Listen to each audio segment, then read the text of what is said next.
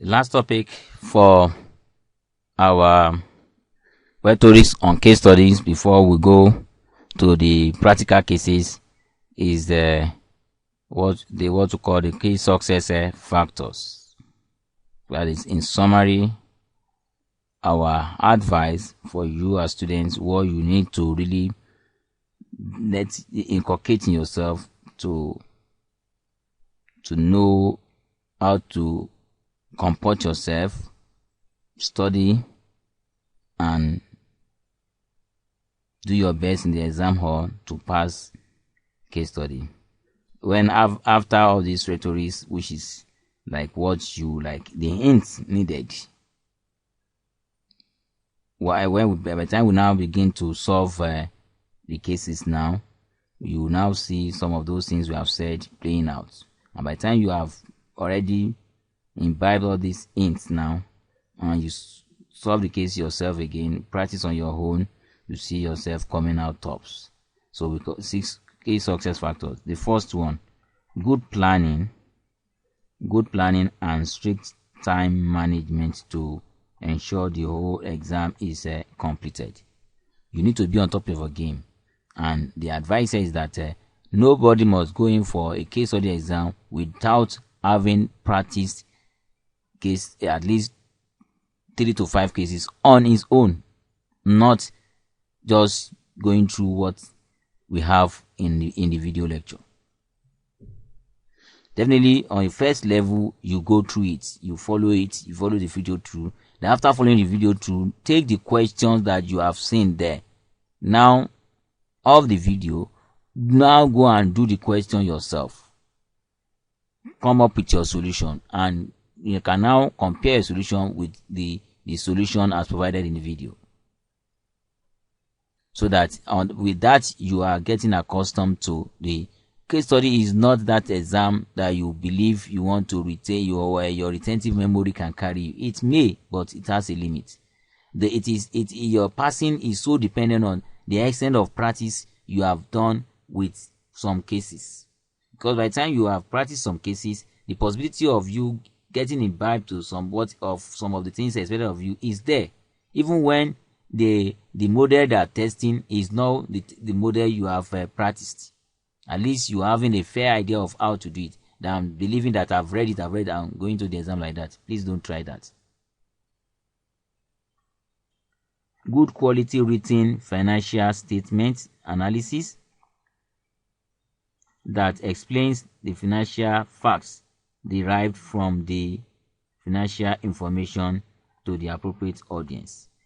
Here is talking about the ratios in the possible case, and we can have 2 types of ratios in cases. The first type of ratio is where it is loose. The informations are there, you are just there. You have a lot of ratios to calculate or to compute. The advice is that don't get consumed in the computation of those ratios. Just pick like average of 5 of ratios to do, or 3 per big what's it called ratios edge. We have 5 major types of ratios. So when you pick like 3 for each edge, you go to the next one like that. That is where there is no specific instruction as to what to do to ratios. That is even subject to what your report and time you have consumed in your report. But where there is a specific industrial benchmark or industrial average ratios, that means it is just compute ratios that is in line with the industrial average, the ratios that you have been given as industrial averages. So you just compute that one for that particular company, then relate it to the industrial benchmark given in the question. In fact, in that type of case, your problem with issues with ratios has been reduced.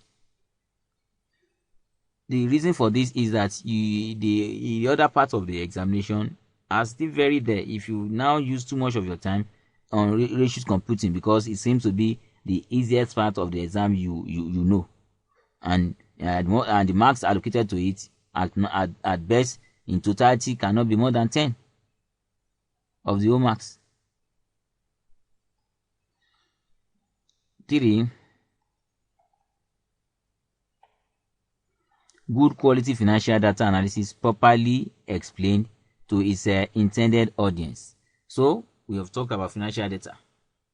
So it must be there as an appendix. Then where the explanation on it or things relating to it in your report, you may a section or paragraph of your report may talk about it.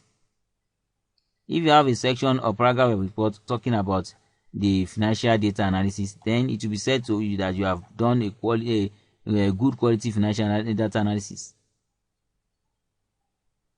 Next is what's called good quality financial appendices cross-referenced in the body of the report.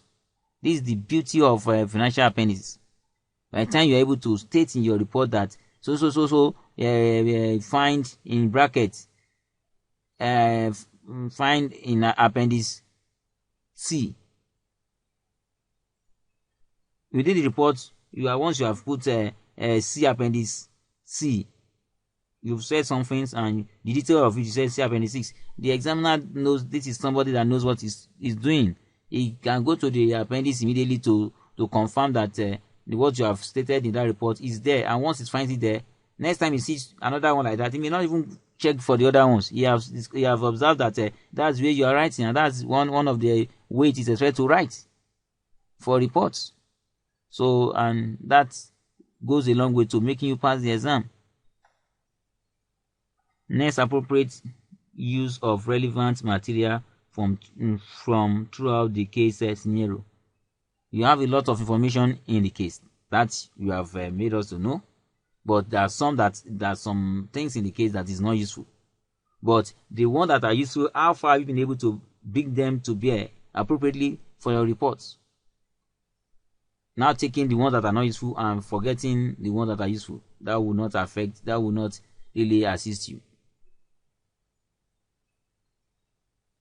Next is what? Development of analysis through judgment into reasoned recommendation and conclusion. So all the analysis you have done, you must lead to some specific conclusions. And we say conclusions usually are depictable. You can easily discover that in the case. Your recommendations will come from you, but your thorough understanding of the conclusions too will be able to make you to come up with the recommendations. Then an absence of irrelevant material and answers to non-existent questions, so that for the relevant material, once we don't see irrelevant material in your answers, it assists you further, and you have not brought in questions that has not been asked. You stay put to the specific question that you have been asked. The fact that some things sometimes will not become clear to students or make some students to bring in questions on their own, setting questions upon questions, or giving themselves questions that the examiner is not expecting, just to justify some nasty things they have written. So nobody is expecting your irrelevant material, and nobody wants some non-existent questions from you. Go straight to the questions that you have been asked. And if you study very well, you have been asked a lot of questions. Definitely, that's why it is an exam. You are not bound to know all the questions, but you must be able to provide solutions to majority, and that is what will make you to pass the exam. Once you are able to provide solutions to majority of the questions. Then reference to appropriate economic and industry factors, including ethical issues. So if you're talking about a particular case and there are some relevant economic or industry factors that come to bear, that comes to your knowledge, that you are very aware of, that are relevant, you are free to bring them make reference to them in your report.